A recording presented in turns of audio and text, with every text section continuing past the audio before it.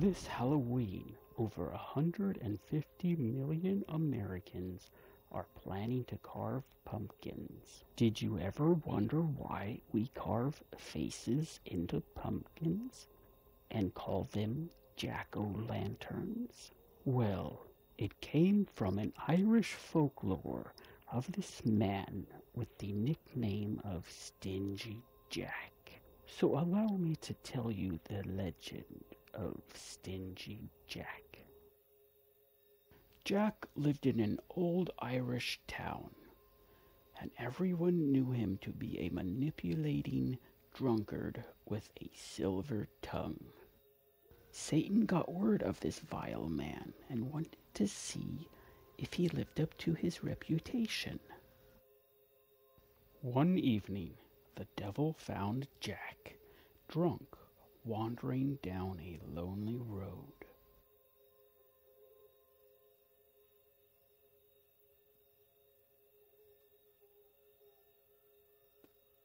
Greetings.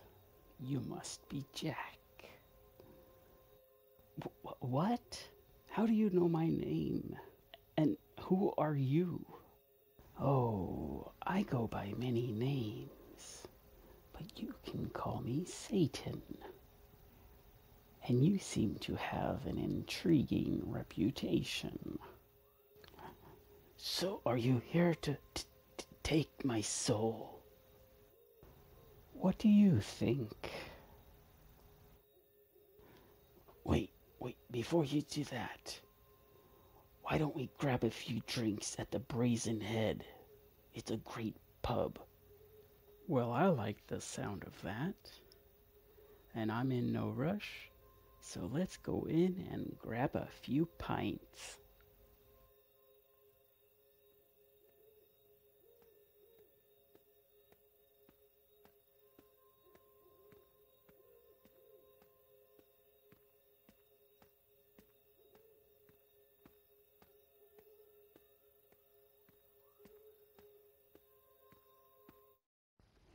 Jack took him to the Brazen Head pub, where they drank their fill, and when the bill arrived, Jack asked Satan if he could pay the bill.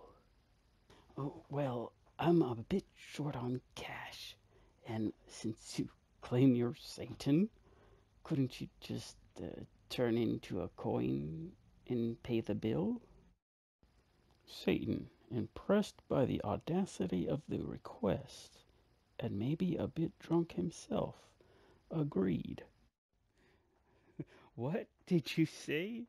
Turn myself into a coin? Of course I can do that. That's just child's play. Now watch this.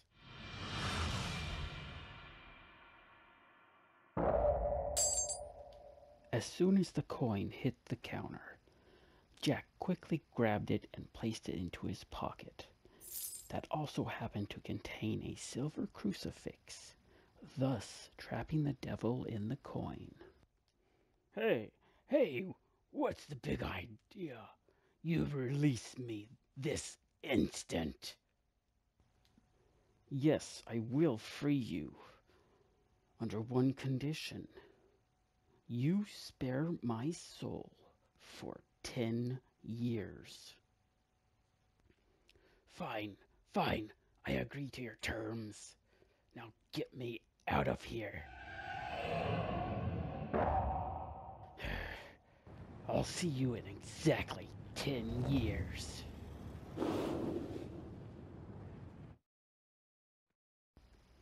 Exactly 10 years later, Jack is walking down a country road.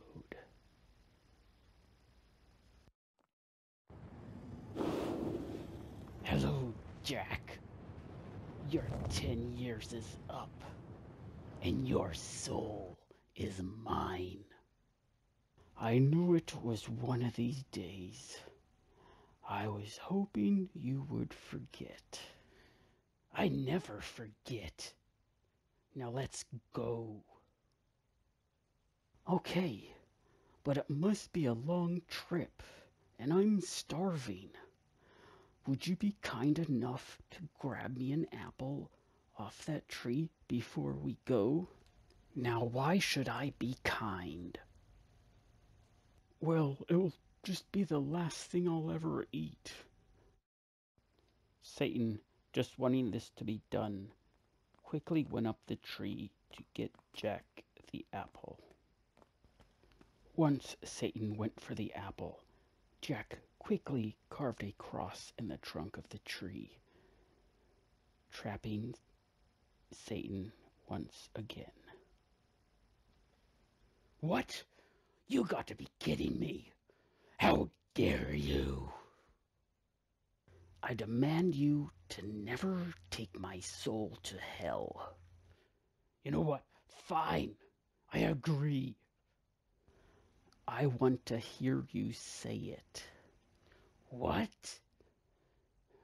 It's a deal. I'll never take your soul to hell. Now get me down. All right, I will.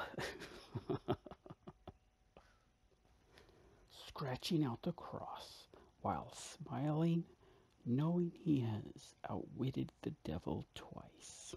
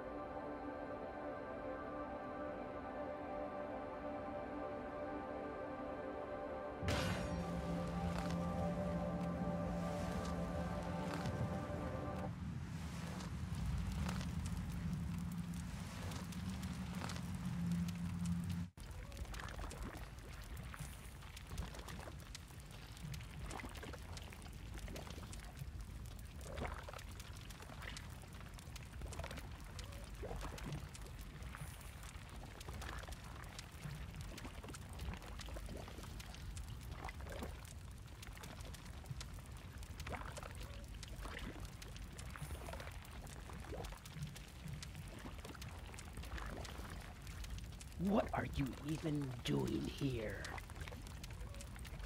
When I died and ascended to heaven, I was denied entrance. I'm shocked. Will you let me stay here? Well, you can go to hell. Oh, you can't. Now can you? Yeah. See our deal? It's not gonna happen. But where shall I go? Why don't you go back to where you came from? But before you go, take this ember of hellfire to warn others to where you belong. You can have that light your way for eternity in the afterlife. But how can I carry this hot ember? Well, it seems you are good at carving, so I think you could do something with this. Satan tossed him a turnip. Jack hollowed it out, put holes in it, just to keep the ember of hellfire lit. Now, leave.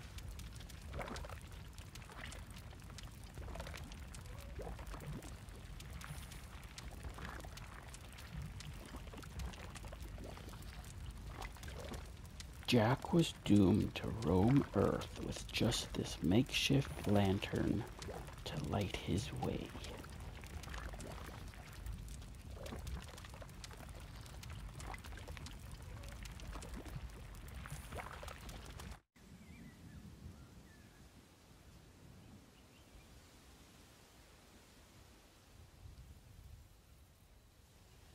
The Irish began to refer to this ghostly figure as Jack of the Lantern, and that got simplified to Jack-o'-lantern.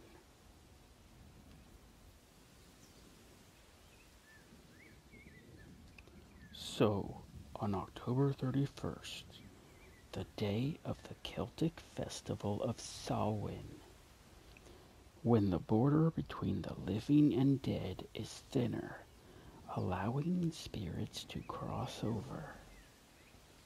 Each home carved a menacing face into turnips or rutabagas, displayed them on their doorsteps, lit with candles. They hoped this would keep the spirits away, including Jack. In the early 19th and 20th centuries, the Irish immigrated to America and brought along their beliefs, holidays, and traditions.